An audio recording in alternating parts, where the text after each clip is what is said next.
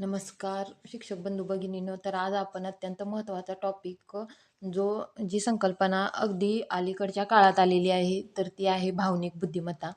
तर बघा, प्रथम 1940 साली डॅनियल गोलमन या मानसशास्त्रज्ञांनी काय केली, ही संकल्पना मांडली. तर त्यांनी काय केलं, 1940 साली विद्यार्थ्यांचा सतत 20 वर्षे शैक्षणिक प्रगतीचा शोध घेतला. भावना म्हणजे व्यक्तीची मानसिक प्रक्षुब्ध स्थिती, असं त्यांनी म्हटलं. भावना म्हणजे काय, व्यक्तीची मानसिक प्रक्षुब्ध स्थिती.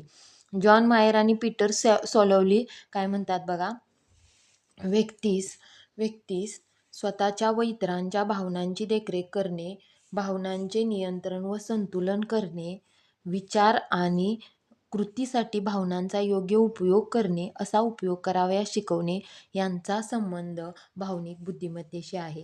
तर बघा, भावनिक बुद्धिमत्ता ही संकल्पना प्रथम कोणी मांडली, किती साली मांडली, कोणत्या मानसशास्त्रज्ञानं मांडली, हे विचारलं जातं परीक्षेसाठी. तर बघा, भावनिक बुद्धिमत्ता ही संकल्पना प्रथम डॅनियल गोलमन या मानसशास्त्रज्ञांनी मांडली. किती साली मांडली, तर 1940 साली मांडली. त्यांनी काय केलं, सतत विद्यार्थ्यांचा 20 वर्षे त्यांच्या शैक्षणिक प्रगतीचा काय घेतला, शोध घेतला.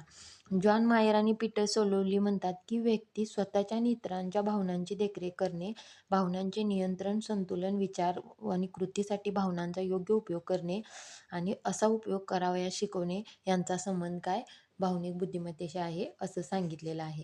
त्यामुळं शैक्षणिक महत्त्व काय आहे, तर हे भावनिक बुद्धिमत्तेचं, याच्या अभावामुळे मुले हुशार असतात पण भावनाशून्य होतात. भावनिक बुद्धिमत्ता नसेल तर हुशार मुलं पण काय, भावनाशून्य होतात. तर बघा, भावनिक बुद्धिमत्तेचे पैलू किंवा घटक काय आहेत ते पाहूया. तर भावनिक बुद्धिमत्तेचे पैलू काय आहेत बघा, व्यक्तिगत क्षमता आणि सामाजिक क्षमता हे दोन घटक आहेत भावनिक बुद्धिमत्तेचे पैलू किंवा घटक, असं म्हटलं जातं.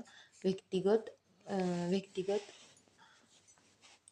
व्यक्तिगत क्षमता किंवा काय आहे, सामाजिक क्षमता, हे दोन काय आहेत, भावनिक बुद्धिमत्तेचे घटक आहेत. तर बघा, व्यक्तिगत क्षमतेअंतर्गत काय पैलू किंवा घटक आहेत ते परीक्षेमध्ये विचारलं जातं. व्यक्तिगत क्षमतेचे कोणते घटक आहेत भावनिक बुद्धिमत्तेशी निगडीत, तर बघा, आत्मभान हा पहिला घटक आहे, नियंत्रण हा दुसरा घटक आहे, अभिप्रेरण हा तिसरा घटक आहे.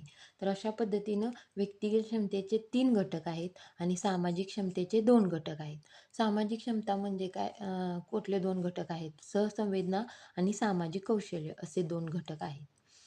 सहसंवेदना आणि सामाजिक कौशल्य असे 2